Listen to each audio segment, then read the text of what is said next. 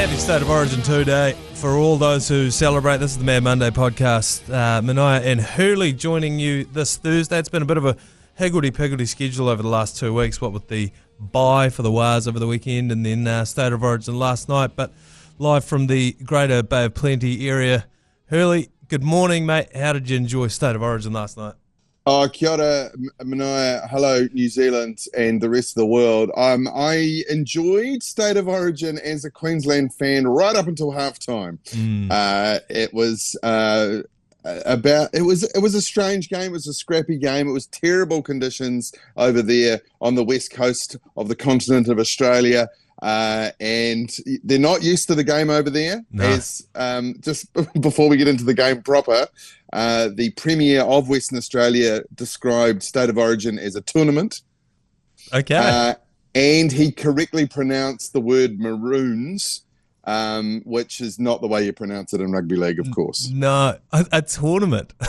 He said it's a great tournament. And he goes, and tonight I'm going for the Maroons. I went, oh, mate, you poor bastard. You've read that. You think you're doing the right thing. Yeah. But it's clearly, if you know anything about the game or the series that is State of Origin, it is the Maroons. The round robin of State of Origin.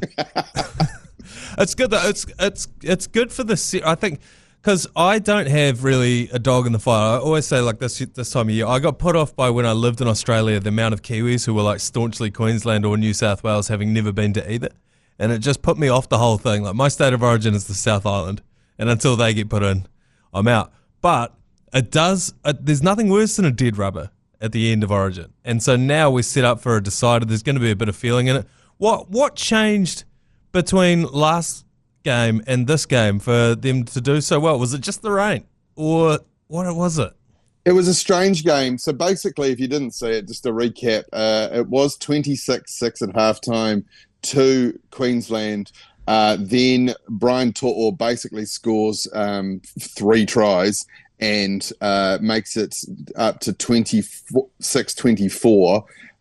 New South Wales actually scored one more try than Queensland overall, but it's the goal kicking that Val Holmes, I think, was 100% and Zach Lomax wasn't. So that was the difference in the end. There was also a penalty just before halftime. So that was the difference. It was a weird thing. So basically, just before halftime, Queensland ran in 3 tries.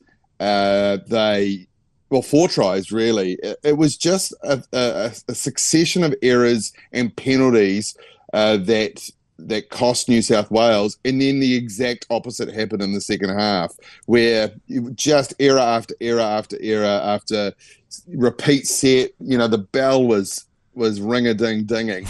And it was strange. It was like a 20-minute period where the other team didn't touch the ball. Yeah, and it's funny you mentioned the kicking, because obviously that was an issue in the first game. Cleary missing a bunch of kicks, so they took the tee off him, gave it to Lomax, and now he's missing all the kicks. Also, only 2... All the kicks were from out wide, to be fair. I mean, they weren't easy shots, but Val Holmes just had his radar on. Yeah, this is why I've been saying for the longest time, because New South Wales fans can attest to this morning. It's heartbreaking when your team scores more tries and then loses. I've been campaigning to take the posts off the field for quite a while now. It's not part of the game. It's a completely different game. It's a bit embarrassing, when you win on kicks and basically you're a rugby union game all of a sudden. Yeah, you might as well get Johnny Wilkinson in there. That's right. We're just trying to protect Hazem El Masri's legacy. Like, why do we still make the goalpost part of the game? So this morning there's a lot of, this is one of the least shocking things of all time. Jarome Luai gets called into the New South Wales camp, and then the stories after game one are, is Luai a grub after an eye gouging incident? Yeah, Luai, his discipline was shocking. I don't think he cost them the game, but he definitely didn't help. It was a scrappy game. There were so many errors. Cam Munster had a pretty good game. he also made heaps and heaps of mistakes. Kicking the ball over the dead ball line. Nathan Cleary was off. I would say that was probably the difference, was that Nathan Cleary was off and Tommy Dearden is just the postman. Like, he is so consistent. And I tell you what he does that DCE doesn't. I'm not having a beat up on DCE here because I think he's a great player, but Tommy Dearden will take it to the line, and he'll put his little tiny body on the rack at any time, and DCE probably won't do that very often. Yeah, you can tell even when he's playing for North Queensland, you can just see there's always something on when he's got the ball. Like sometimes as a half, you can see them sitting there, and the other team's not under immediate pressure. They're weighing up their options, deciding what they're going to do. Whereas Dearden's like in your grill straight away, and then he'll figure it out. I like that move when they announced him coming in. Yeah, and so he was his pinpoint kick, which led to the first Queensland try, or was it the second? It was the first or the second try. Hamiso Tabuai Fido through the air. It was absolute pinpoint, and it led me to have an incredibly stoned thought. Now, I was not stoned, right? In fact, I was stone cold sober. I hadn't even had beer, right? But this was my stone thought: is how incredible is the skill to get a kick right, because a kick is a split-second contact on a shoe, right? Like a pass, you've got two hands generally that can shape the ball through the air, but you're dropping it onto a shoe, and to get it pinpoint accuracy, I was like, that's amazing. It is, but it's basically the equivalent of putting a shoe on the end of your driver and trying to tee off. Yeah. With someone running at you. That's right, yeah. So I just had this moment. I was like, this is a real stone thought, even though I'm sober, is how amazing is kicks, man. Yeah. Particularly with oval ball. Like, it's definitely harder than kicking a round ball. Nah, totally, dude. Like a round ball I get, but like the oval, why is it oval, dude? Why is it oval, dude? Dude, why do they make it? Wouldn't it be way easier if it was round? That's a great point. The other one, on a similar note to the Luai thing, was the Lomax elbow when he was trying to get up. Did you think that warranted a pen? Do you think that was a grubby act, that one? I don't actually. I don't think there was that much intent. There was a lot of limbs flying around, and I think a lot of that was possibly just the weather. Genuinely, like, I don't know. I think a lot of the feeling. I do get why you get a little bit of Origin whiplash from having lived there, because they did really ramp up the drama through the week. I don't know how much you got around the whole Aaron Woods versus Billy Slater drama. Basically, if you hadn't heard, Aaron Woods, who I've never been a massive fan of, and that's not a New South Wales, Queensland thing. I just thought he's always been a bit of a douche. And he basically goes on Triple M and calls Billy Slater a grub, which is not the first time that's been said. No. But, they're both retired players now. There's no real reason to drag up that sort of stuff.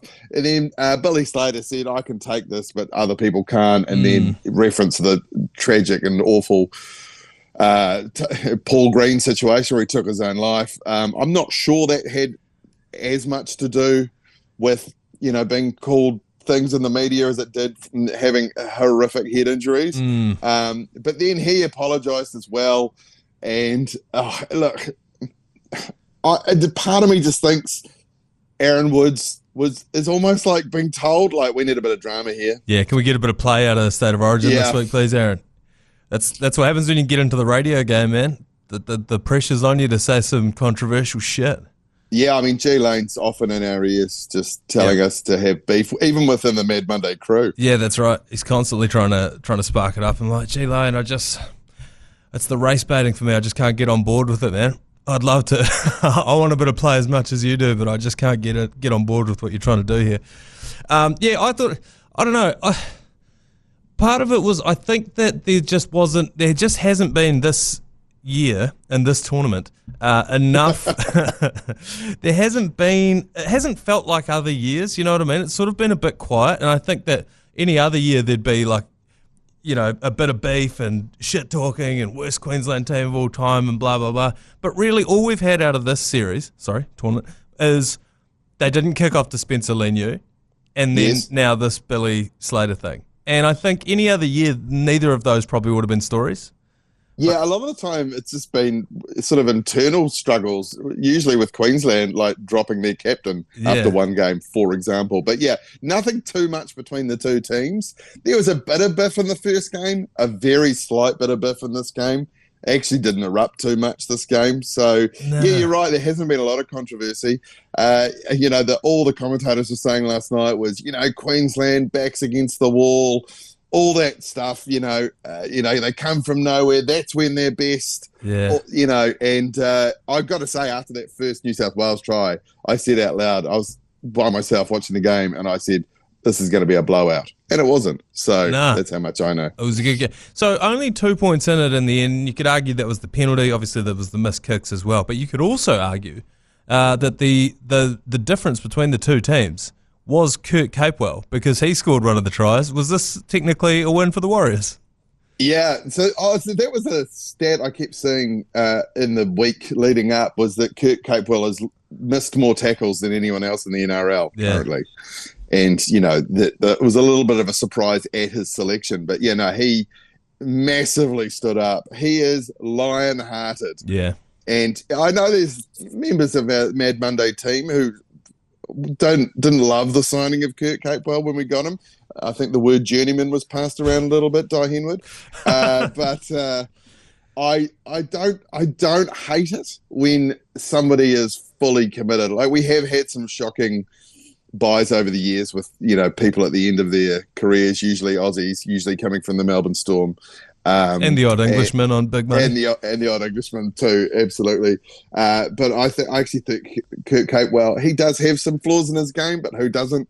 And he was all effort last night. He definitely took his opportunity. Well, I would say, and like tongue-in-cheek last week, I came on here saying I wanted the NRL to address their stats department because it was obviously a clerical error, that he was 20 tackles ahead of the next most missed tackles in the league.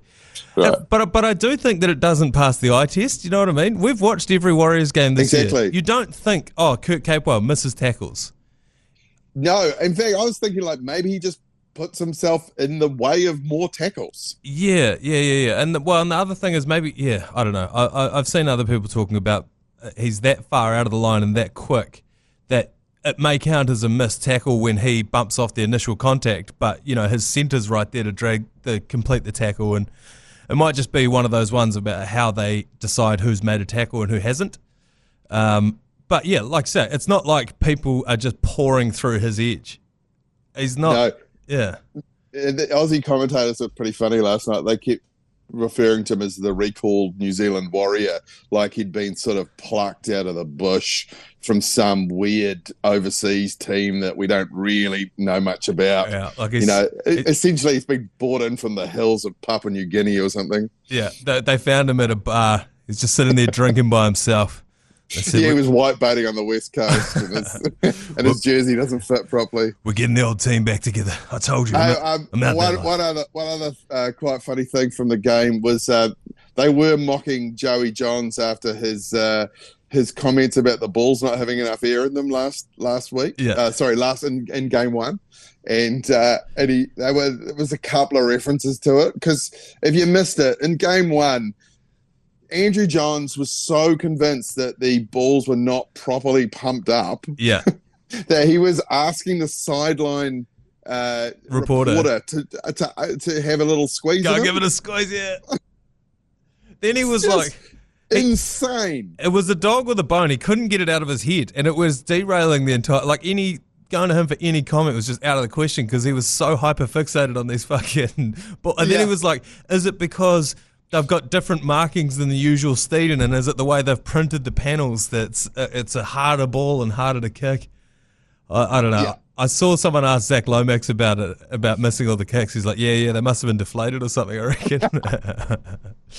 Yeah, that's great. Yeah, there was a couple of good digs at Joey Johns when they said, "Oh God, you're not on about the footies again, are you, mate?" Yeah, Yeah, that is good. So that's game 2 out of the way. Series drawn 1 apiece. Do you think that they can win at your Maroons in game 3? The Maroons in Sydney will be an uphill test. Although I don't think that is quite the same home ground advantage to the New South Wales team being in Sydney as there is the other way around, because of course a lot of those players do play in New South Wales and Sydney for Sydney teams anyway. So not quite the same. You know, even if you're a North Queensland Cowboy or a Brisbane Bronco, you're in Sydney 3 weeks out of 4. Yeah. So it is going to be. Yeah, I still think a little bit of an uphill battle for them as well. Particularly, I don't know. I know they won last night, but I can't. They've basically won 1 out of 4 halves of State of Origin. You know what I mean? And that's good enough for 1 win on the board, but it doesn't convince me that they're going to win the 3rd one. Yeah, I think it might. I can't believe I'm going to say this. It might come down to whether Mitch Moses plays or not. Like, he's not necessarily a player you think of as being the difference between two sides. Origin defining Mitch Moses. Yeah, he's an incredibly reliable player. I wouldn't use the term dynamic to describe him, but he was fantastic in game 1. And Nathan Cleary did not fire last night, and Luai is technically the dictionary definition of a grub. All right, let's take a quick break and we'll come back and talk a little bit of Wars. Welcome back to the Export Beer Garden studio for the Mad Monday podcast, brought to you by the legends at 4 and 20 Pies. We've also got your chance to win flights for 2, accommodation, tickets to a Warriors home game, plus $500 spending money with the Mad Monday Try and Pie Fly-Off. Text PIE to 3236 to enter, all thanks to the legends at 4 and 20 Pies, the ultimate fan food. You can spend some of that $500 on 4 and 20 Pies at the ground. So we play the 4-time champions Penrith Panthers this weekend. They have announced very early doors that they will not be bringing their State of Origin players over from Perth. So they played last night. They then turn around and play on Saturday, 5 p.m. And initially you start licking your lips, but then you think, is this a banana peel potentially, Ben Hurley? Oh, absolutely. I mean, for a start, the Warriors are favourites, like hot favourites at the TAB. So we never like that. I mean, we're home, aren't we? Yes, we are. Yeah. So, 5 p.m. I mean, that definitely helps. We're not often the 5 p.m. game on a Saturday. No, but it's I believe it is to accommodate for the Super Rugby Grand Final. So there's another game I think they call it Rugby Union, but that is played, that's going to be their tournament. Finishes on Saturday night in Christchurch, 7 p.m. So big day of sport. Also not a tournament. And so, that I presume as well. Maybe this was always going to be the time it was. But yeah, so they're not bringing anyone. They're not playing too well. The Panthers, I don't know. Is it just being a Warriors fan and having that battered dog syndrome of course.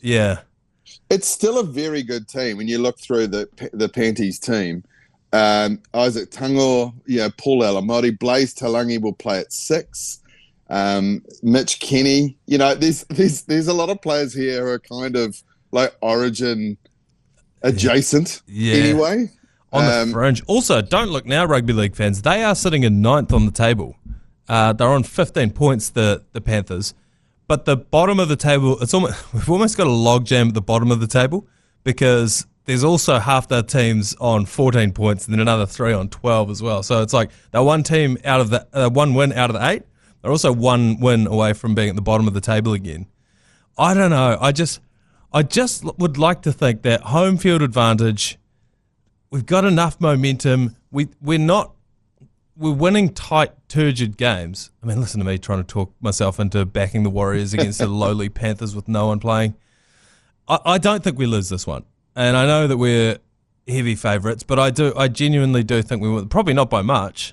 But then would you also be shocked if we turn around and put 50 on them? Probably not. I would be shocked if we put 50 on them, yes. But this will help you, right? This will help you get some confidence and some faith back, right? Listen to this back 3. Leka Halasima, Jacob Laban, Aaron Clark. That is a huge, young, and Hot. vibrant and mobile Virile. back three. I love it. Virile, absolutely. Hostile. It Yeah. is. Yeah, I know. And I also think, like, when Mitch Barnett did his knee a couple of weeks ago, we were like, oh God, this is disastrous. Again, battered dog syndrome. This will be the turning point. And then the very next game we come out and absolutely smash the Sharks. And then we're like, oh yeah, no, we're sweet. We're still the Warriors. If Jackson Ford can do 80% of a Mitch Barnett impression, we'll be fine. The rest of the team's good enough. That's right. That is an interesting selection, though. Marata Niokore will start at prop and Jackson Ford off the bench, which I thought was interesting given how good he's been playing. Yeah, the thing is, all season when one or both of those props have been out, they've been naming Marata to start or Jackson, but then the other one will start the day before. I don't think it matters too much. We talked to Jackson Ford a couple of weeks ago on the Hauraki Breakfast Show, and he was saying to him, whether he starts or he comes off the bench, he plays the same amount of minutes anyway. So it's like, it doesn't worry him too much. Yeah, righto. Really where he's playing. One interesting thing about this team list, and this is something we've been keeping tabs on for quite a while, is that the record for the most hyphenated last names in an NRL team stands to be broken with the naming of Tanner Smith on the bench. He's in the 17 jersey. So the record at the moment is 6 players that play for one team, and it's held by us. I think we've done it twice. I think we're also third with 5 from a few years ago as well. And if Tanner Smith makes the field, which he will, that will be the record for most double-barreled names in an NRL game. Yeah, just to run through them: Chance Local Klukstad, Dallin Watiti Zelezniak, Moala Graham Tolfa, Roger Tuivasa-Sheck, Chanel Harris-Tavita, James Fisher-Harris, and Tanner Smith. Now, if we were just going to do double-barrel names first or second, we've also could throw Tamati Martin in there. Yeah, we could. And in the number 23 jersey on Saturday will be Eddie Eromaya Toiava as well. So, I wanted to talk a little bit about Tamati Martin just quickly because we still don't know what to do with him. Nah. Because our halves generally play the whole game, as most teams do play their halves all game. So he comes on at 14. He comes on at dummy half, just distributes. If you've got him in your Supercoach team, he must be getting about 3 points a game. Yeah. And I've got to say, like, I'm a big fan of Tamati Martin, and what an absolute luxury to have him as a backup half. Yeah. But Sam Healey, when he played hooker, when Wade Egan was out the other week, I just thought he had an absolutely storming game. Yeah, it's interesting. You hear some players talking about playing dummy half, because this is always a thing where there's a guy like Brandon Smith or any of those kind of players where it's like they could play 13, they could play hooker, and Jazz Tavanga was sort of like this as well. And you hear them talking about it, and they're like, "Look, I'll pass the ball off the deck to the first receiver, but there'll be no like deception around the ruck. There'll be no like magic tricks and anything like that." That's what Wade Egan is, I reckon, one of, if not the best in the league at the moment, is all of the dark arts around the ruck. And Sam Healey has that as well because he is an out-and-out number 9. When you're doing dummy half by committee, you sort of lose a little bit of that and become a little bit more predictable, it seems. And I think that's a bit of what's going on when he comes on. It's just an awkward position, isn't it? He's done it, yeah. Absolutely. Even I was thinking about this at Origin last night. Reece Robson made a run from dummy half at one point, who's the number 9 for New South Wales. And the commentator said, he doesn't run much. Yeah. And I was like, well, then what? He doesn't. Why not? Yeah. He doesn't. It's true. So how's he in the Origin team if he doesn't have that? It's just a meat and veg. Cam Smith, he didn't run that much, but he also kicked the ball. Yeah, kicked out a dummy. 40-20s out of dummy half are hard to deal with. It is. And this is, I believe, his 100th NRL game this weekend when he takes the field, which for a guy who seems like he's been around forever, but of course a bit of time out of the game with the old brain bleed. Yes. It's just we've got log jams at various different positions. I saw Andrew Webster come out this week and he was praising Tanner Boyd and how well he's been obviously playing in New South Wales Cup, but also training with the boys, and he was saying he's a big reason why we've gone so well this year despite not taking the field. And if I'm these guys, if I'm Tamati Martin, or if I'm Tanner Boyd, I'm like, very cool, Webby, could you fucking play me then? You know, like thanks for the rats. It is a massive luxury to have those two guys because if something happened to Chanel and Luke Metcalf, you wouldn't necessarily jump off a bridge because you saw Tanner Boyd and Tamati Martin as your halves combo one week. No, and like Tanner Boyd plays a bit of 9 as well. So like, what is he going to do to get a run? Honestly, if Tamati Martin went, I've asked for a leave on compassionate grounds, I think we'd all just be like, yep, we get it. Go and get paid. Go and get some playing time. Yeah. I don't think... By the way, what happened to Freddie Lussick? He's still around, isn't he? Well, he seems he's been leapfrogged by Sam Healy. Yeah. Oh, I don't know. It's bizarre. But I mean, again, good problem to have rather than being like, oh shit, we got no one. Who do we? Oh, great problem to have unless you're one of those men. Yeah. Yeah. At which point, it's a terrible problem to have. Probably the biggest problem in their respective lives. Yeah. So we've got a $100 bonus bet to chuck on as we do each week from the TAB. Our hunch this week, 7 players, double-barreled names. 5 of them in the back line. And as you pointed out before we started recording, there's actually only 2 players in the back line who do not have a double-barrel last name, which smells like an omen to me. Totally. Luke Metcalf and Adam Pompey, 2-leg multi, both of them to score. I reckon that's written in the stars, don't you? Absolutely, yeah. I'm not sure what the odds are there, but it'll be pretty good. If we chuck the Warriors in to win as well, that's $6.32. Perfect. I reckon that is right where we need to be operating. Great eating. Huge omen bet. We're betting on stable families as the TAB hunch this week. Yeah. All right. I think that'll do us for the Mad Monday podcast this week. Hurley, enjoy your long weekend, enjoy your Matariki weekend, and we'll see you next week. Can't wait. Up the wires. Up the wires.